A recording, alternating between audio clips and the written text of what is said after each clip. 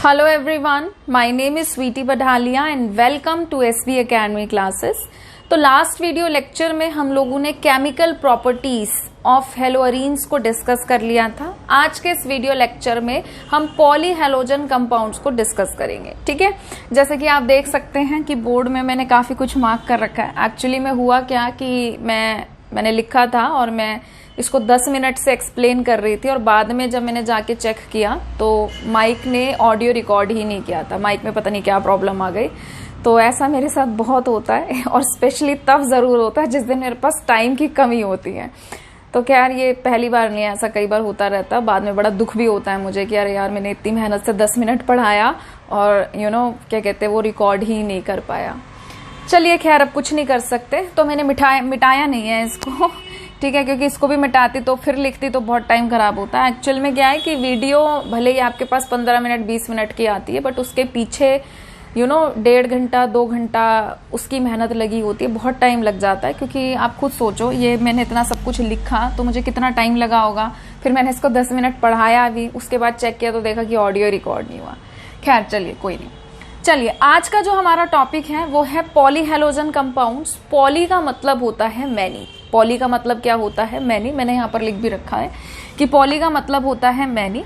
तो poly halogen compounds हमारे पास क्या होते हैं? ऐसे कंपाउंड्स जिसमें एक से ज्यादा हेलोजन्स हो। ठीक है, तो हमारे पास 4-5 पॉली हेलोजन कंपाउंड्स हैं, जिसमें सबसे पहला हमारा पॉली हेलोजन कंपाउंड है वो है डाइक्लोरोमीथेन। तो मैंने यहाँ पे फॉर्मूला लिखने के समझाने की कोशिश की थी कि मेथ का मतलब एक कार्बन, एन का मतलब सिंगल बॉन्ड है। अब डाई का मतलब 2 बार, क्या चीज 2 बार? क्लोरो, यानी कि क्लोरीन 2 बार है और बाकी हमने टेट्रावेलेंसी मेंटेन करने के लिए वहां पर 2H लगा दिए। तो डाइक्लोरोमीथेन आयुपैक नेम है। इसी का कॉमन नेम होता है मिथाइलिन क्लोराइड CH2Cl2 और फॉर्मूला हो गया, कॉमन नेम हो गया, आयुपैक नेम हो गया, ये आपको याद रखना है। ठीक है, मैं आपको गारंटी के साथ ये चीज कह सकती हूँ कि अगर आप CBSE के बच्चे हैं या किसी भी अदर स्टेट के बच्चे हैं, ठीक है, हरियाणा बोर्ड हो गया या दूसरे स्टेट के बोर्ड के बच्चे हैं, पॉली हेलोजन कंपाउंड अगर आपके सिलेबस में इंक्लूडेड है, CBSE का तो देखो होता ही है, हरियाणा बोर्ड में भी इंक्लूडेड है, बाकी स्टेट्स का मुझे पता नहीं। अगर ये टॉपिक आपके सिलेबस में इंक्लूडेड है तो आप गारंटी मैं आपको दे रही हूँ कि यहां से क्वेश्चन आएगा ही आएगा। सब्जेक्टिव क्वेश्चन आया तो 3 मार्क्स में डायरेक्ट आ जाएगा। ठीक है, और आपको सारी प्रॉपर्टीज, देखो ये जो टॉपिक है ना, ये बेसिकली समझाने का कम है, ये याद करने का ज्यादा है। बट फिर भी मैं आपको पॉइंट जब पढ़ूंगी तो थोड़ा सा एक्सप्लेन करने की कोशिश करूंगी, बट फिर भी आपको अपने बिहाफ पे इसे याद ही करना पड़ेगा। सारे पॉइंट्स का रट्टा मारने की जरूरत नहीं है। पेपर में 2 पॉइंट 3 पॉइंट ही आते हैं। आप 4-5 बार भी अगर डेली रीड कर रहे हो ध्यान से, केयरफुली, आपको ऑटोमेटिकली ध्यान हो जाएंगे, याद हो जाएंगे। ठीक है, तो बिना देरी करे स्टार्ट करते हैं। ऑलरेडी काफी टाइम खराब हो गया है हमारा। एक तो सबसे पहले ये कलरलेस कंपाउंड होता है, इसका कोई कलर नहीं होता, स्वीट स्मेलिंग होता है, मीठी मीठी सी इसकी स्मेल होती है। वोलाटाइल लिक्विड होता है। वोलाटाइल मतलब जो जल्दी उड़ जाए, जिसका बॉइलिंग पॉइंट कम हो। तो इसका बॉइलिंग पॉइंट कम होता है, लो बॉइलिंग पॉइंट होता है 313 केल्विन तक। ठीक है, और स्पेसिफिक ग्रेविटी का मतलब होता है डेंसिटी, तो वो इसकी होती है 1.37। तो ये आपको कुछ भी याद रखने की जरूरत नहीं है, यहां से कुछ नहीं आएगा। आगे बढ़ते हैं। अब मैं यहाँ पे रिएक्शन समझा रही थी कि देखो हमने 11th क्लास में हाइड्रोकार्बन चैप्टर में पढ़ा भी है कि अल्केन सब्स्टिट्यूशन रिएक्शन शो करते हैं। और सब्स्टिट्यूशन रिएक्शन में जैसे सपोज अगर आप हेलोजिनेशन करना चाहते हैं तो आपको हेलोजन इंट्रोड्यूस करना पड़ता है लाइट की प्रेजेंस में। तो यहाँ पे मीथेन था, मीथेन की हमने रिएक्शन कराई क्लोरीन के साथ इन द प्रेजेंस ऑफ लाइट। तो क्लोरीन ने यहाँ से एक हाइड्रोजन हटा के अपने आप को वहां पर सब्स्टिट्यूट कर लिया, मिथाइल क्लोराइड बन गया। फिर दोबारा जब हम इसमें डालते हैं क्लोरीन तो यहाँ से फिर एक हाइड्रोजन हटता है, एक और हेलोजन यानी कि Cl2 इंट्रोड्यूस हो जाता है और CH2Cl2 बनता है। ये रिएक्शन यहीं पे नहीं रुकती है। अगर आप और क्लोरीन डालेंगे एक और H हटेगा, CHCl3 बनेगा क्लोरोफॉर्म। फिर एक और क्लोरीन डालेंगे अगर तो एक और H हटेगा, बनेगा CCl4। बट हम 4 रिएक्शंस इसलिए नहीं पढ़ रहे हैं क्योंकि हमें सेकंड रिएक्शन में ही अपना डिजायर्ड प्रोडक्ट मिल गया है। ठीक है, जब बाकी के पॉली हेलोजन्स आएंगे वहां पे अगर 3rd 4th स्टेप इंक्लूड हो रहा होगा तो हम वहां तक जाएंगे। यूजेस के बारे में अगर हम बात करें तो डाइक्लोरोमीथेन को हम एज अ सॉल्वेंट यूज करते हैं। सॉल्वेंट जिसके अंदर सॉल्यूट को डिसॉल्व किया जाता है सोल्यूशन बनाने के लिए। इसको हम as a paint remover use करते हैं, पेंट को हटाने के लिए। As a propellant in aerosol, air के अंदर जब कोलॉइडल पार्टिकल्स आ जाते हैं तो वो एरोसोल्स कहलाते हैं, ठीक है। तो उनको अगर हमें हटाना है तो हम क्या करते हैं, यहाँ पर इनको यूज करते हैं एज अ प्रोपेलेंट। मेटल को क्लीन करना है, as a finishing solvent use करना है, वहां पे भी इसे किया जाता है। रेफ्रिजरेंट में यूज किया जाता है एज अ रेफ्रिजरेंट, कूलिंग वगैरह के लिए। डी वैक्सिंग एजेंट के तौर पे इसको हम यूज करते हैं वैक्स वगैरह हटाने के लिए। और as a process solvent in the manufacturing of drugs, तो दवाइयां वगैरह, ड्रग्स वगैरह जब हमें बनाना होता है तो वहां पे भी हम इसे एज अ सॉल्वेंट यूज करते हैं। आगे आते हैं हार्मफुल इफेक्ट पे, फिजियोलॉजिकल इफेक्ट। सबसे पहला पॉइंट है, it harms the human central nervous system. हमारे जो सेंट्रल नर्वस सिस्टम है उसको अफेक्ट करता है। यहाँ पे मैं एक बात कहना चाहूंगी, लाइक फॉर एग्जाम्पल ऐसा हो गया कि आप पेपर में हैं और आपको ना कोई भी पॉइंट नहीं याद आ रहा, आपको कोई भी पॉइंट नहीं याद आ रहा, तो ये वाला जो पॉइंट होता है ना, it harms the human central nervous system. आप इस पॉइंट को लिख कर आ जाया करो, बट ये मैं तब बता रही हूँ जब आपको हर हालत में कोई पॉइंट याद ही नहीं आ रहा, क्योंकि ये एक ऐसा पॉइंट है जो सारे पॉलीहेलोजन कंपाउंड्स में चल सकता है, ठीक है। ना लिखने से बेहतर है आप कुछ तो लिख कर आओ, ठीक है। बट फिर भी कोशिश करो कि आप इसके एक्चुअल पॉइंट्स याद करो सारे के सारे, बट ये उनके लिए है जो शीट खाली छोड़ के आ रहे हैं, तो खाली ना छोड़े, आप इसी पॉइंट को लिखाएं, ठीक है।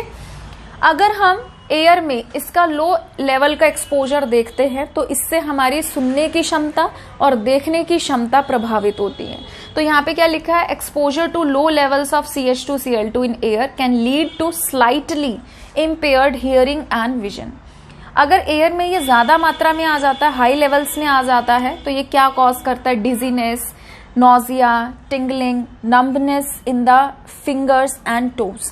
तो हमें लगेगा चक्कर आ रहे हैं, हमें वीकनेस सी फील होगी, कमजोरी सी फील होगी, हाथ पैरों में झंझनाहट हमें फील हो सकती है, हमें ऐसा लग सकता है हाथ पैर उंगलियां हमारी सुन हो रही हैं, ठीक है।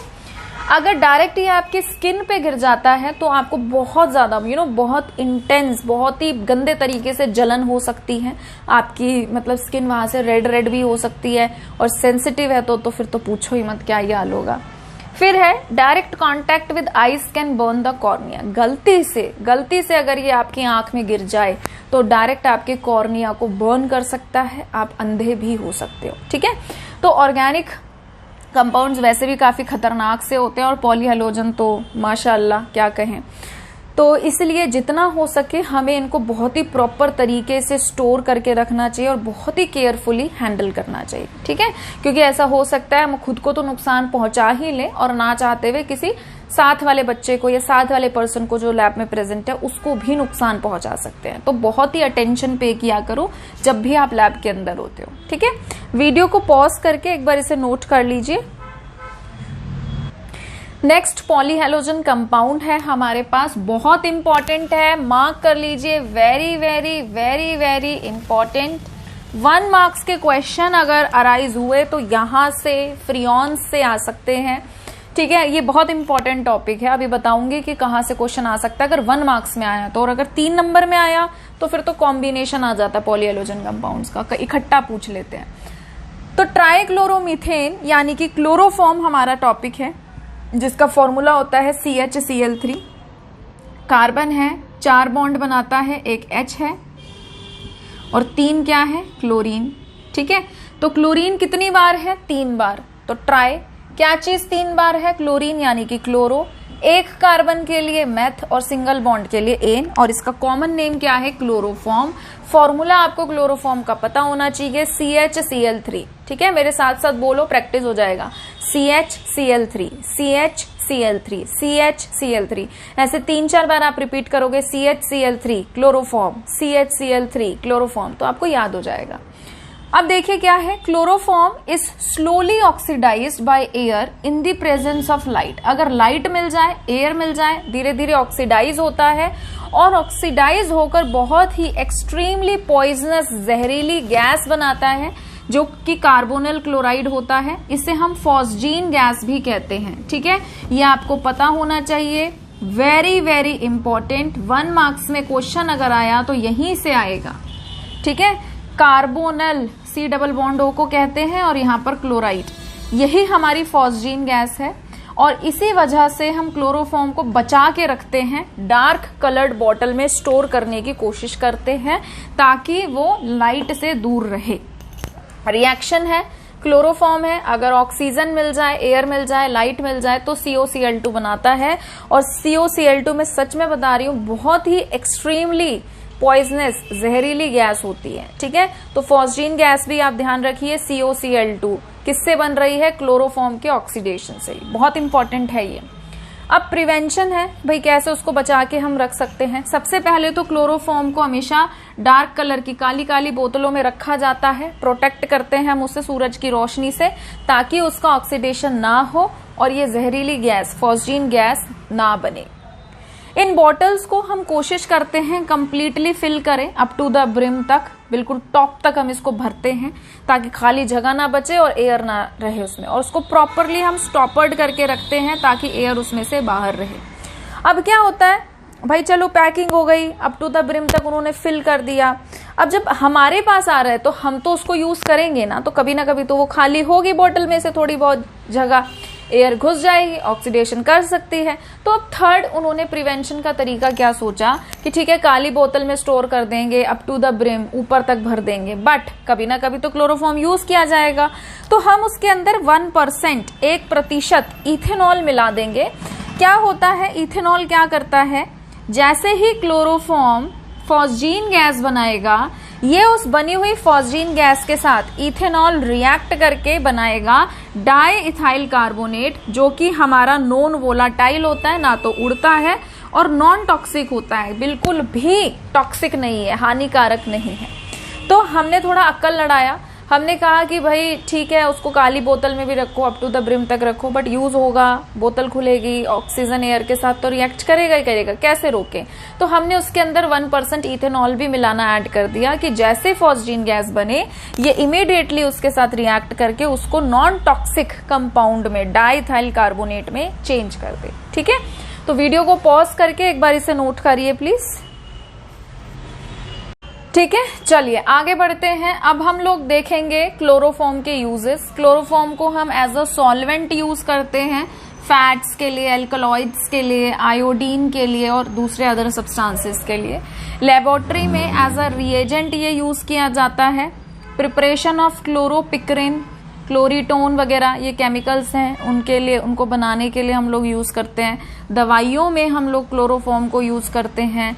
इन the production of freon refrigerant R22, जो R22 जो भी फ्रियॉन से ये एज अ रेफ्रिजरेंट के तौर पे, कूलिंग इफेक्ट के तौर पे यूज किए जाते हैं, तो उनको बनाने के लिए भी क्लोरोफॉर्म यूज किया जाता है। पहले के समय पे हम इसे एज अ एनेस्थीसिया के तौर पे भी यूज करते थे, जैसे कोई सर्जरी वगैरह होनी है तो बेहोश करने के लिए हम लोग क्लोरोफॉर्म देते थे, डॉक्टर वगैरह देते थे। आपने मूवीज वगैरह में भी देखा होगा, हैंकी में क्लोरोफॉर्म छिड़क के नाक पे लगा देते थे किडनैपिंग पर्पस के लिए। तो कहने का मतलब पहले यूज करते थे, बट मेडिकली तो अब इसको रिप्लेस कर दिया है हमने दूसरे एनेस्थीसिया से, जैसे कि ईथर वगैरह हो गया, क्योंकि इसका ना सबसे बड़ा ड्रॉबैक वही है। अब जैसे हमें सुंघा रहे हैं, अब हमारी बॉडी के अंदर तो भाई ऑक्सीजन प्रेजेंट है, ऑक्सीजन के साथ रिएक्ट करके ये फॉस्जीन गैस बनाता है। अब फॉस्जीन गैस बहुत हार्मफुल होती है, तो अब हमने इसको रिप्लेस कर दिया अदर एनेस्थीसिया से, बट हाँ पहले किया जाता था इसको बेहोश करने के लिए यूज। हार्मफुल इफेक्ट में देखो क्या है, क्लोरोफॉर्म अफेक्ट करता है सेंट्रल नर्वस सिस्टम को। देखो आ गया ना वही वाला पॉइंट कि polyhalogen compound affect the human central nervous system. अगर हम इनहेल करते हैं, बॉडी के अंदर जा रहा है हमारे 900 ppm पार्ट्स पर million in air for a short time, थोड़े समय के लिए भी, तो हमें डिजीनेस वगैरह, फटीग और हेडेक हो सकता है, सर दर्द, भारीपन, चक्कर आना, बेहोश हो सकते हैं हम, होता भी है। क्रोनिक एक्सपोजर, अगर बहुत ही भारी मात्रा में हमारी बॉडी के अंदर जा रहा है, हमारे लीवर को खराब कर सकता है, हमारी किडनी को खराब कर सकता है, क्योंकि हमारी बॉडी के अंदर क्या होती है, एयर प्रेजेंट, उसके साथ ये रिएक्ट करके क्या बनाएगा, फॉस्जीन गैस।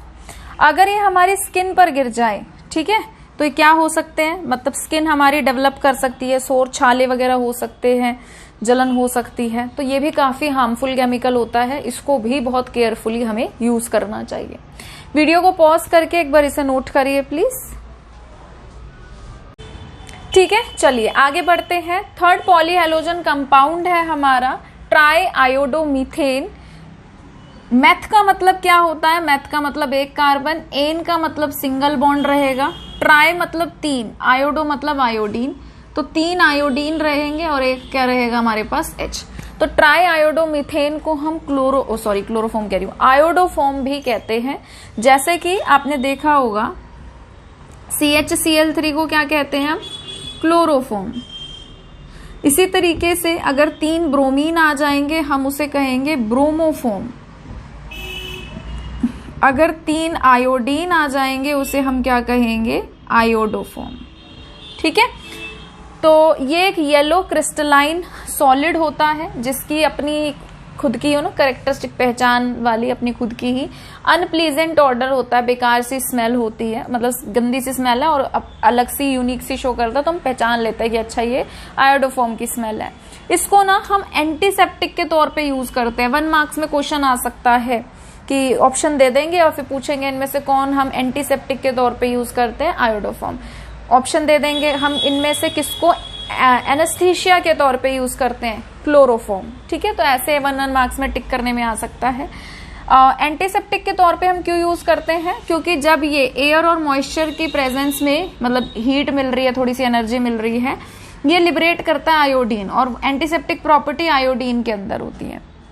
बट इसकी बेकार सी स्मेल होती है, तो इसको भी हमने रिप्लेस कर दिया है कुछ फॉर्मुलेशन करके। ठीक है, मतलब हमने उसमें भी कुछ नई वैरायटी बना दी है, आयोडीन रहेगा और स्मेल उसकी फिर बेकार नहीं रहेगी। इन द मैन्युफैक्चरिंग ऑफ फार्मास्यूटिकल्स, तो फार्मेसी वगैरह में भी हम लोग दवाई वगैरह बनाने में भी आयोडोफॉर्म का यूज करते हैं। ठीक है, तो वीडियो को पॉज करके आप इसे नोट कर लीजिए प्लीज।